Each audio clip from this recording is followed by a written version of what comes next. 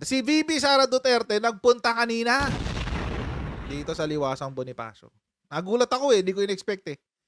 Kasi syempre, di ba, for the past 5 days, or yeah, for the past 6 days, iniisip mo, di, baka di mo ka-participate kasi inaalagaan ng kung ano man kailangan niya alagaan, etc. etc. Ngayon, mga kotsero, nagulat ako, nandoon kanina. Let's pray for truth and justice. Sabi ni VP Sara Duterte.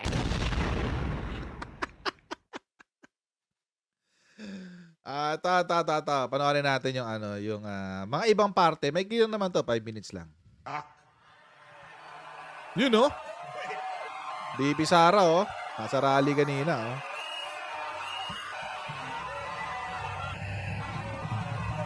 Tapos magisigawan sila, Duterte! Duterte! Ayun na. Naririnig ko na.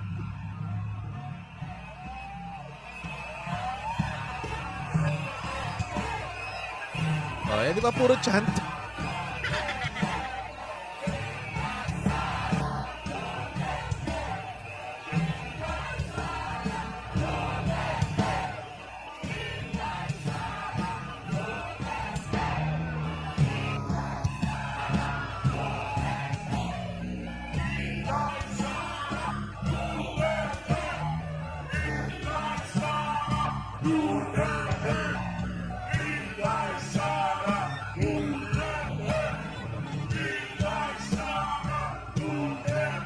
Okay.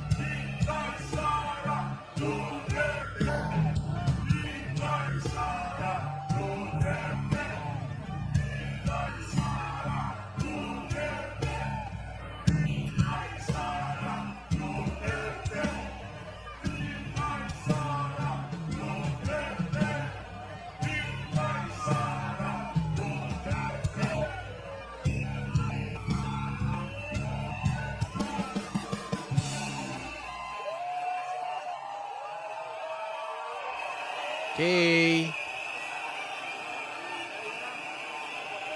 Hindi ko in-expect na pupunta siya dyan, mga kotsero, kasi dumating yata yung pinakamamahal nating si Glenchong. Vice President. Wait. Sige, susundan natin yung logic ng mga ng mga Duterte Balahura supporters, si Glenchong. Bumaliktad siya. So ibig sabihin, bayaran siya?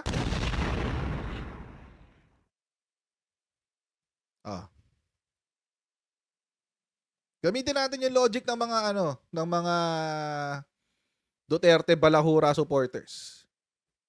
Sabi kasi kapag bumaliktad ka kay Digong, bayaran ka. Dapat it should also apply the same way sa inyo. Pag bumaliktad kay Digong at pag bumaliktad kay Marcos, papunta kay Digong, dapat bayaran din. Ganun lang kasimple yun. So si Glenchong ba bayaran? Pakisagot kasi nakakahiya kayo pag di nyo kayang sagutin yan. Pupuntahan natin yung topic na yan, mga kotsero. Pero bago tayo pumunta dyan, as usual, tayo muna ay mag-shoutout sa mga kaibigan natin ng Sendwave. Kaibigan sa Sendwave. Ayan, sa Sendwave.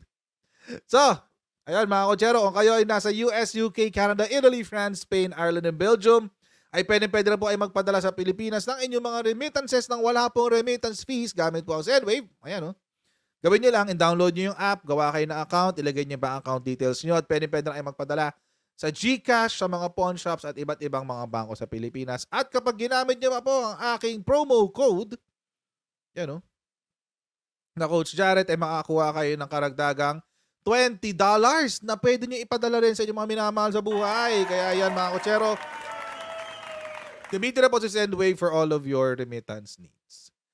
Okay. Anyway, tuloy natin. Sara Duterte! Inday Sara Duterte! Inday Sara Duterte! Inday Sara Duterte! Ma'am, yung hinaing po mga taong bayan po, ma'am, pagod na po daw sila, magdadalawang taon na, pero wala pa rin po ang pagbabago na nararamdaman nila. Opo. Sino kaya ito nag-i-interview na to, no? Baho ng bibig niya. Baho ng tanong mo. Journalist ka ba talaga? Sabi niya. Sabi niya ano po masasabi niyo sa mga Pilipinong 2 taon na raw pero pagod na sila, wala pa raw sila nakikita pagbabago, etc. etc. Baho ng tanong mo, boy. Pangit. Loaded na loaded eh. Yan po ay karapat-dapat na iakyat nila sa ating Pangulo. Meron pong sa lahat naman ng mga complaints ay pwedeng mapag-usapan ng merong diplomasya. At nasaya ako dahil ang mga supporters ni Pastor Apollo Kibuloy, members ng Kingdom of Jesus Christ, personahe ng SMNI, merong mga ganito na mga rally at pagtitipon para mapalabas nila ang kanila mga nararamdaman. At ito ay pagpapakita ng ating freedom of speech and religion. Okay. Let's break it down. Break it down, y'all. Ang tanong ni interviewer, kung sino man siya, is, ano masasabi nyo sa mga Pilipino daw na nandyan daw sa lugar na yan who are pagod na, quote-unquote, pagod na dahil wala pa rin daw pagbabagong nagaganap sa Pilipinas. Okay, let's break it down. First and foremost, anong pagbabago ba hinahanap nyo? First and foremost, I think that's the more relevant question. What change are you looking for? Kasi mga kutsero, it's only been a year and a half.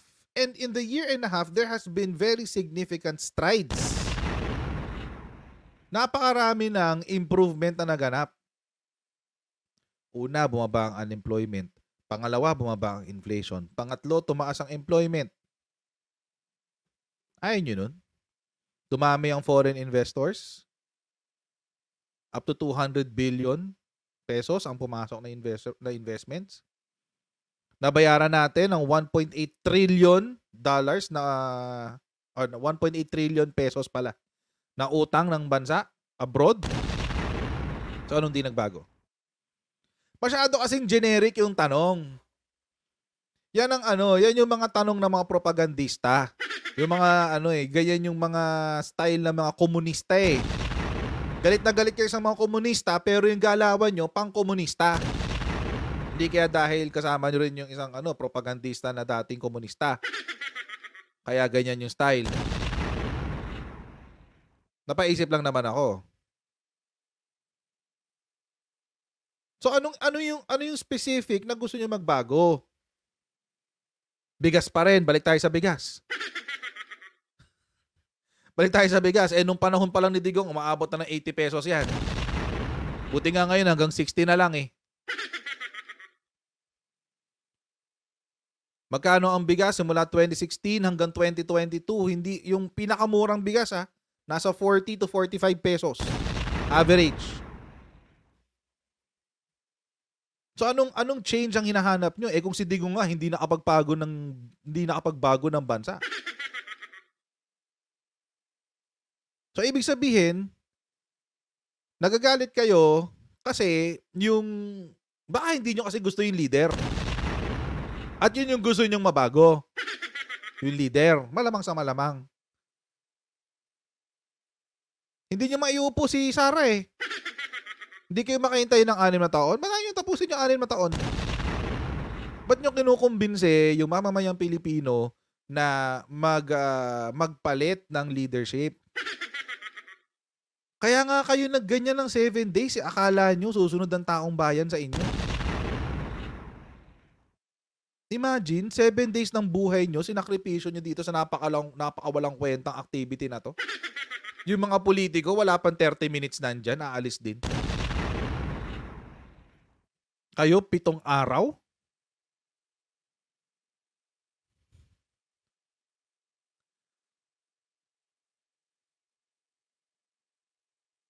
Hindi ko magets eh. Ano ba babago ang hinahanap nyo? Bumaba ang inflation. Bumabagal pala ang inflation rate. Pagbabago yan. Napakalaking pagbabago niyan. Actually, pre-pandemic na yung ating inflation rate. Nabayaran yung utang ni Digong na si 14 point something million, nakapagbayad tayo ng 1 point something trillion. Nakakaya naman kay Digong. Si BBM nagbabayad ng utang niya. Ano pa? Tumaba ang unemployment rate, tumaas ang employment rate. Mas maraming babae pala ngayon. By the way, meron palang misleading yung sinasabi nila na tumaas na naman daw yung unemployment rate. Kasi nung naglabas ng data ang PSA, yung Philippine Statistics Office, mas marami daw babae ang umalis sa workforce. Bakit? Kasi either pinili ang pamilya, nag-aral, etc. etc. So ibig sabihin mga kotsero, merong mga kababaihan na hindi na nila kailangang magtrabaho. Dahil siguro maganda na ang kinikita ng kanilang mga asawa. Merong mga kababaihan na piniling mag-aral ulit. Bakit? Siguro, kaya na nung asawa nilang buhayin ng pamilya o di sila naman mag-aaral sila. Hindi ba pagbabago yun? Hindi ba yun? Pro-woman yun? Di ba maganda yun? Kasi ang binabalita nila, tumaas na naman daw yung unemployment rate. Tumaas naman kasi talaga, maraming umalis. Pero kung babasahin niyo yung data, karamihan ng umalis mga babae.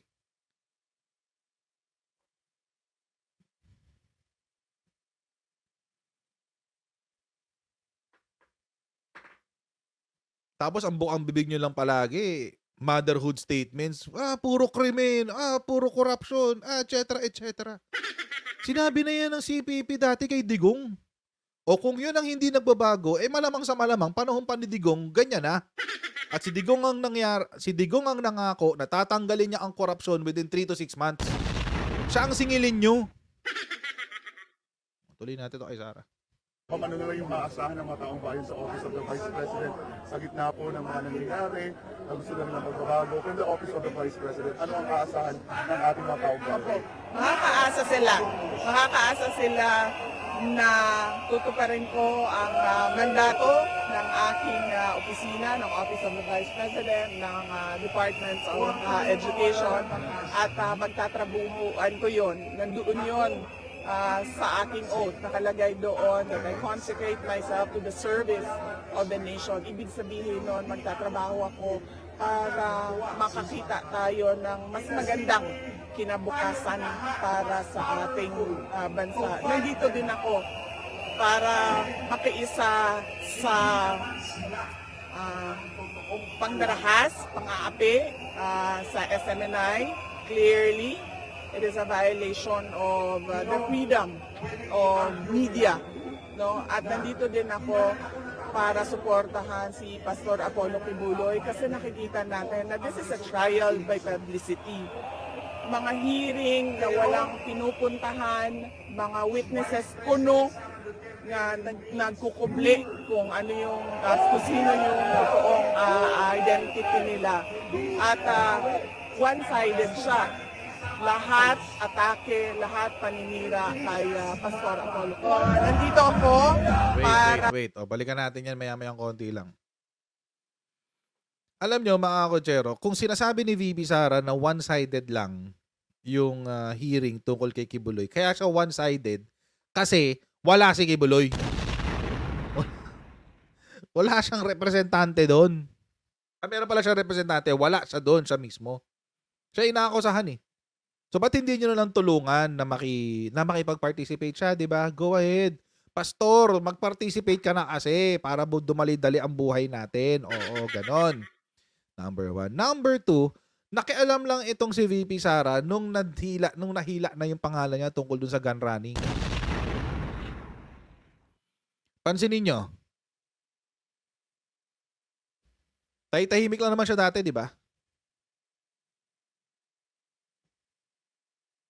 Tahimik lang dati si VP Sara dyan sa issue ni Kibuloy. Ngayon, napilitan siyang magsalita kasi hinila yung pangalan niya doon sa issue ng gun running. At dahil hinila yung pangalan niya sa issue ng gun running, hindi pwede, dapat sinungaling yun. Sinungaling yung hearing. Nahila yung pangalan ko eh. Di ba? Make sense, di ba? Make sense.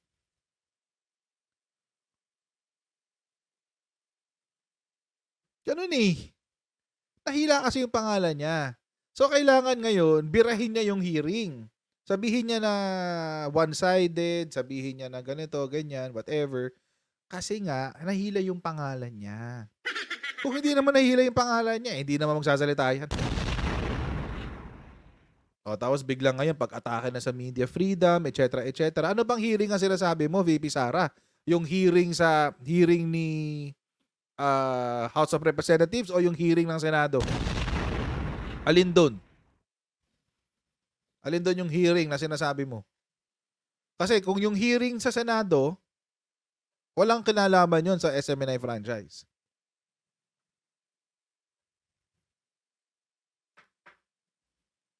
Walang kinalaman yun sa SMNI franchise. So, tuloy natin. Unang-una, magpasalamat sa lahat ng miyembro ng Kingdom of Jesus Christ, sa lahat ng personahe ng SMNI, at sa lahat ng mga taga-suporta ni Pastor Apollo Kibuloy.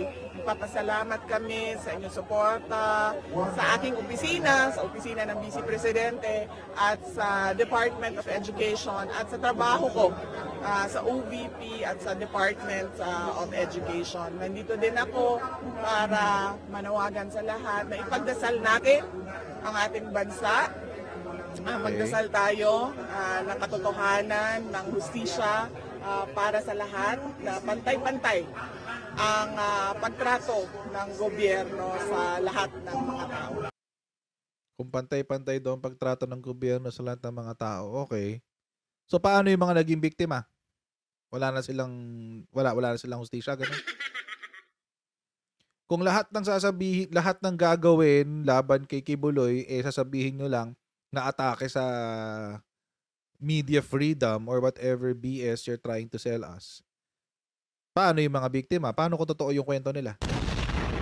O sasabihin, kaya nga may korte, doon dapat nililitis. Oh, wala problema. Pero it doesn't preclude the Senate or the House of Representatives to conduct hearings in aid of legislation. Hindi naman nakasulat sa batas yun eh.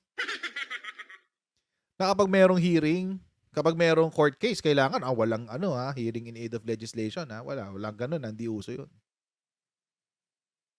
Bakit hindi? Si Janet Lim Napoles nga naghi-hearing, arestado, nakadetain sa BJMP. May kaso na rin naka-file yun.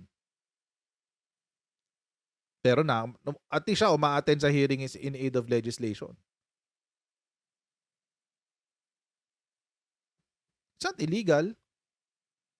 At bakit magde-demand na kailangan magpakita ng mukha yung mga witnesses, etc., etc.? Hindi naman to korte para magpakita ng mukha.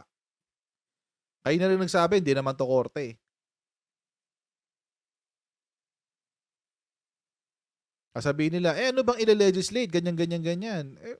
Well, marami ko pwede i-legislate dyan. Ako nga, off the top of my head Gawing mas mabigat ang penalty sa mga qualified crimes. Off the top of my head. Maganda na yung revised penal code natin Pero mas pahigpitan pa natin yung parusa. Gawin pa natin mas malala ang parusa sa qualified crimes. Yung mga, yung qualified crimes? Ito yung mga krimen na ginagawa ng mga taong pinagkakatiwalaan mo. So kapag merong isang pastor o merong isang pare na nang abuso sa'yo, pwede. Bigyan na mas mabigat na penalty. Yan yun, nasalita na naman yung sabi ko sa'yo, Edgar Bukirin, humanap ka ng pusit, diligan mo yung utak mo ng konting, kunin mo yung utak niya, diligan mo ng konting tubig. Anong Supreme Court pinagsasasabi mo? Paano napasok ang Supreme Court dito? The Supreme Court is not a trier of facts. Baka gusto mo sabihin RTC, revised Regional Trial Court. Ang gusto mong sabihin? Bobo talaga. Basta pag Duterte Balahura supporters bobo talaga Iba pa yung mga DDS sa isip ko, iba pa yung mga DDS. Yung mga DDS matatalino pa yan. Pero yung mga DBS, alam niyo na yung mga levels ng DBS, yung mga katulad ng mga bayaderos, yun, ganun. Mga balahura. Bobo talaga sila. Legit.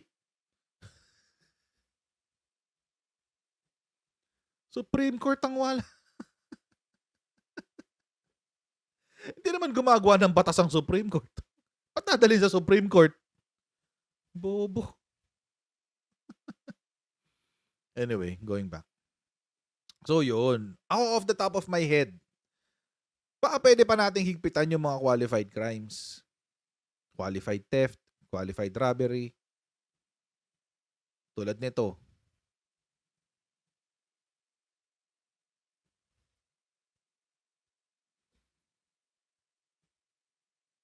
Baka naman. Gawa na natin ng batas yan. At wag nating gawing wag nating gawing gender specific. Kasi ang dami ng batas ngayon na nagpoprotekta sa karapatan ng babae tsaka ng mga bata. Paano pag lalaki? Yung inabuso.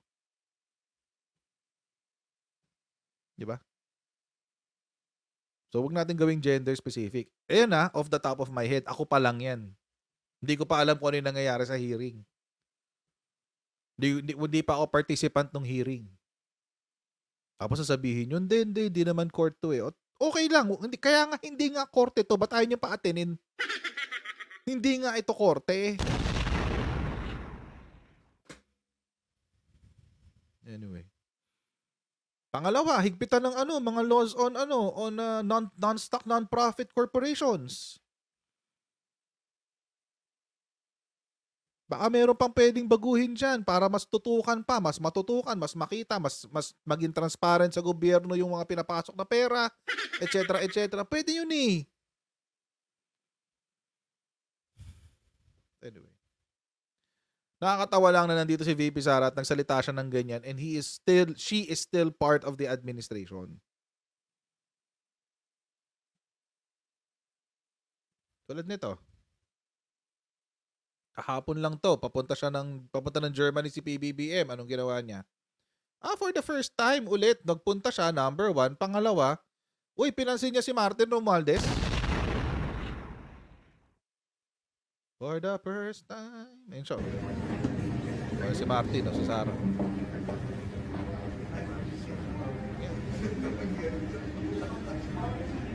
For the first time.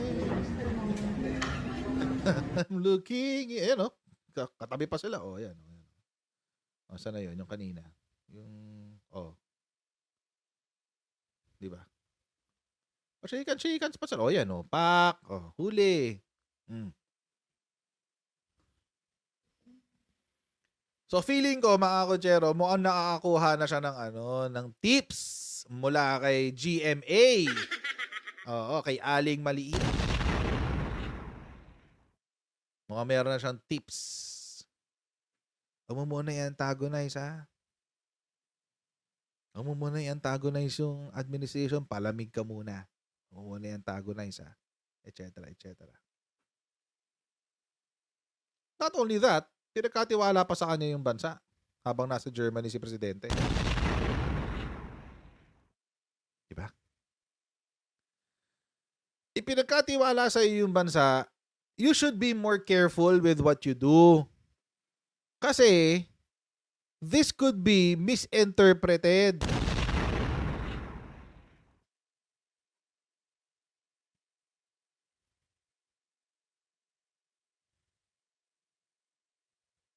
This could be misinterpreted.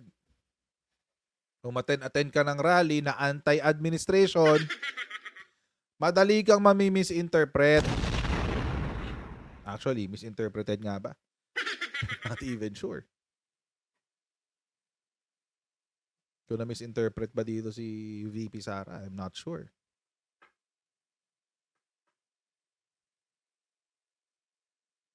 But, obviously, now it's more clear na she's playing politics. It's more clear now than before. Nakala ko before, she's beyond that. Diba?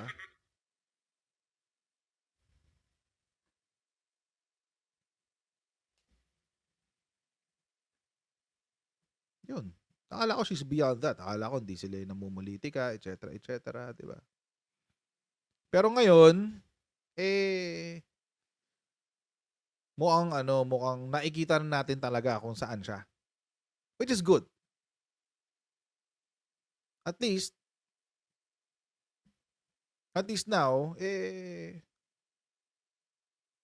alam na natin kung saan siya nakatayo.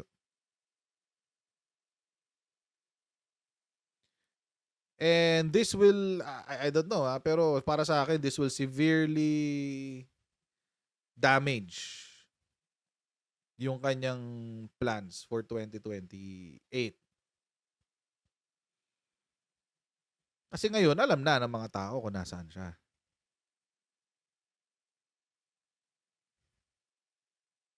And madali na siyang matitira. Ako nga, na-turn off ako eh. Doon na, umaasa pa ako, maayos yung unity. Ngayon, wala na, malabo na yun. Malabo na yun. It won't happen. So, wala. It is what it is. Wala na tayong magagawa. Hanap na lang tayo ng pangatlo.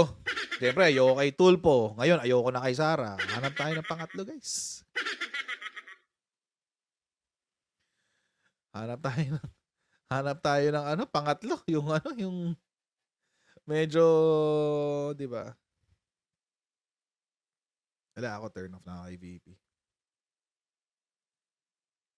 Nagpakilala kasi sila noong 2023. Nagpakilala sila. Alam nyo mga kutsero, umaasa lang talaga. Nakwento ko naman sa inyo to ilang beses na.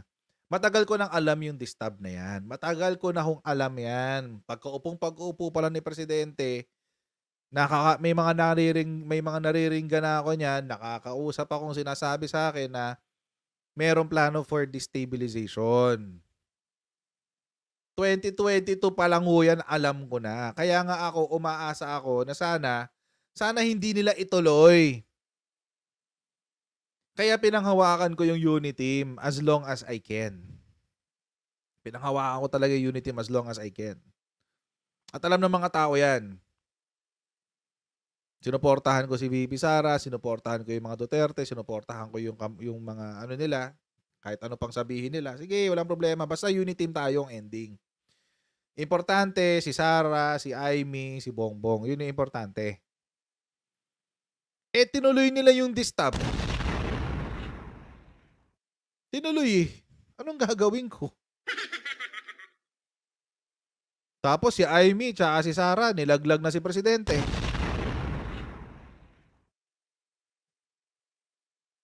Wala nang unity team. Wala na. Ang unity team ngayon, ginagamit na lang yan para sa mga tao na gusto makakuha pa ng boto mula sa DDS at sa mga loyalista. But at this point, I doubt. Lalo ngayon, lalo dito sa papanoorin natin kasunod. Lalo dito sa papanood nating mga kasunod, itong sunod na video na to, ay my goodness, ewan ko na lang. Lalo na yung mga hyper-loyalist. Ako nga, medyo moderate loyalist pa ako eh. Hindi ako hyper-loyalist eh. Pero nung dinamay na si Apo Lakay, sabi ko, wala. Wala na to. Tapos na ang boxing. Wala nang pag-uusapan. Ayan mga kutsero, maraming salamat sa inyong patuloy na magsuporta sa ating channel. Please don't forget to like, i-share, at i-subscribe ang ating Coach Jarrett YouTube channel. And pa-follow rin po yung ating bagong Facebook page, Coach Jarrett din. Well, split yung pangalan. Pero Coach Jarrett pa rin yan. Coach Jarrett, and I'll see all of you in our next Coach Jarrett Live. God bless you. See you next time, guys. Bye!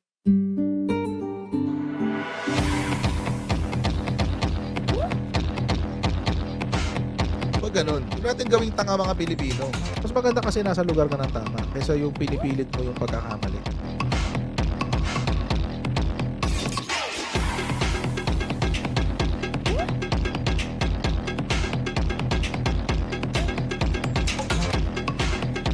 Are they willing to go that far? Hindi makakalimutan ng Pilipino yan hanggat di nasasagot yan. Sino ngayon nagsasabi ng totoo?